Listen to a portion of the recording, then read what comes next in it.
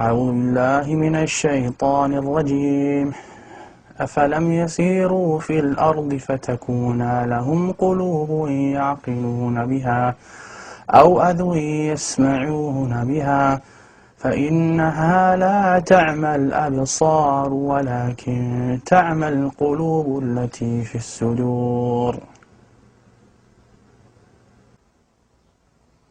Someone told me, a kid or a teacher, they said, you know, you can't do that, you're blind. And I didn't know what blind was.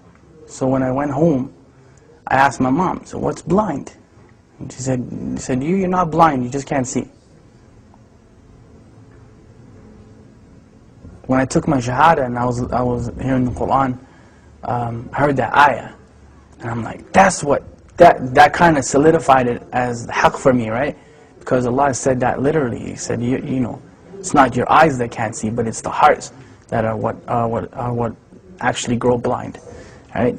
So that's what I kind of meant when I said blind. To be blind is to be kind of disabled, and I didn't mean it from the eye sense. I meant it from the heart sense, right? That's actually what the ayah means. It's like summun bukmun umyun fahum la ya'qilun. Those people, they are deaf, dumb, and blind, and they don't have any intelligence, right? It doesn't mean that they can't hear and can't see literally, but their hearts are sealed. So they don't hear or see because of the seal that's on their hearts. Those are people that fail to understand what Islam is. Some of them are Muslims claiming to be, and some of them are not. But because you can be, just because you say something doesn't necessarily mean you live up to it. You can be just as blind as anybody else. The king has a friend. This friend was blind, completely blind. Came to this ghulam, Jazakallah khair, he said, I'll give you all my wealth, all of it, if you heal my eyes. And the ghulam, he said that I am not the one who heals, Allah is the one who heals, but I'll make dua for you. But you have to believe in Allah. So of course, Allah healed that friend of the king's eyes and he became Muslim. There's many hadith that are like that. There's one, the person who Allah has taken his two beloved ones from him, meaning his eyes, and he's patient with it. He's promised Jannah. There's a lot of stuff. It's empowering when you think of it, right? It's empowering because we're taught, وَإِذْ أَصَابَتْكُمْ مُصِيبَةٌ قَالُوا إِنَّا لِلَّهِ وَإِنَّا إِلَيْهِ رَاجِعُونَ. Like when a calamity comes to you or a trial comes to you, and you say, from Allah we came, into Allah we return again. And أُولَٰئِكَ عَلَيْهِمْ صَلَوَاتٍ مِّن رَبِّهِمْ وَرَحْمَةٍ. Then those people have special mercy from their Lord. وَأُولَٰئِكَ هُمُ الْمُهْتَدُونَ. And they are the people who are guided. You know, so it's important to empower yourself with that. Because really, I mean, you're never powerless, ever.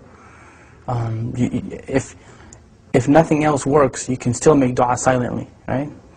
As long as you can think and your heart is alive, you can make dua. So you're never actually powerless. And that's the message that I try to give people. It's empowerment, you know. You can never say that the Muslims are powerless. It's silly, you know. You can talk to Allah, who's better than Allah to talk to, you know what I mean? So you call your MP, and congressman, and this man, and that one, and the third one.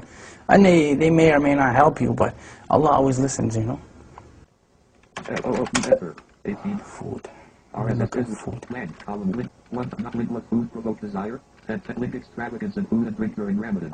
100 link ruling on smelling food and drink. Maybe I should do this.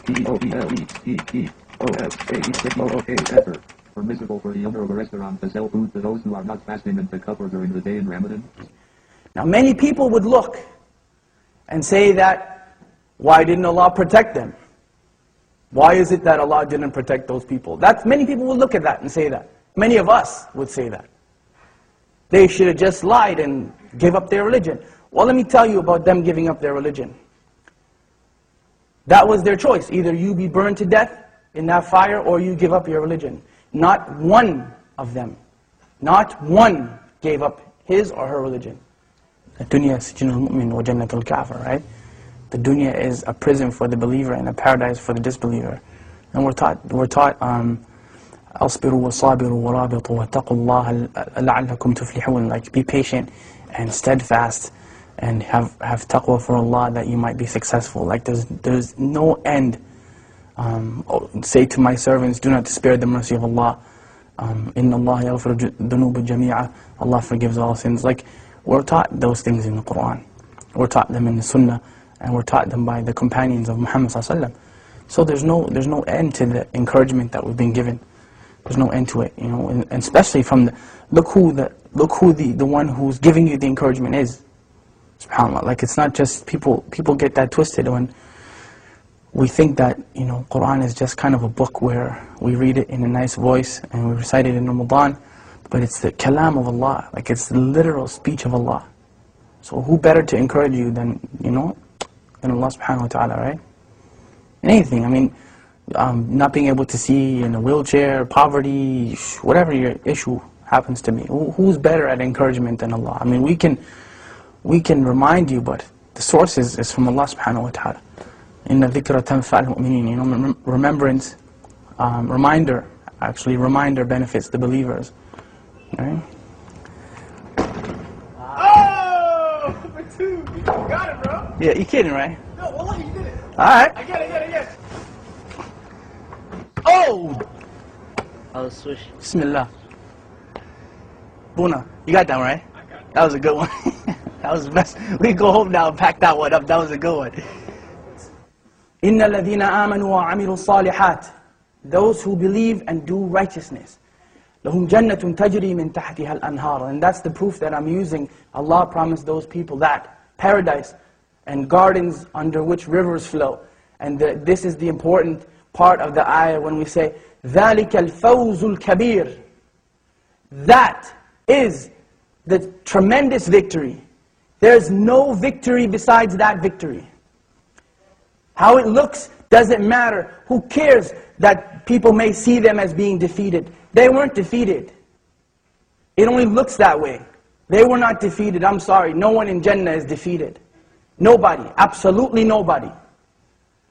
They made it into the paradise of Allah subhanahu wa ta'ala, and they had to go through fire to get there. And that is the second thing you want to take from them. They had to walk through fire. Their children had to go through fire. They had to go through it. Their wives and their husbands and mothers and fathers all had to go through it. You don't have to go through fire. You don't have to do that. What do you have to do? 2 things. 2 things. أطيعوا الله وأطيعوا الرسول. Obey Allah and obey His Messenger. أعوذ بالله من الشيطان الرجيم.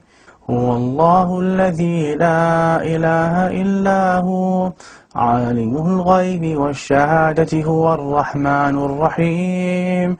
هو الله الذي لا إله إلا هو الملك القدوس السلام المؤمن المهيمن العزيز الجبار المتكبر سبحان الله عما يشركون.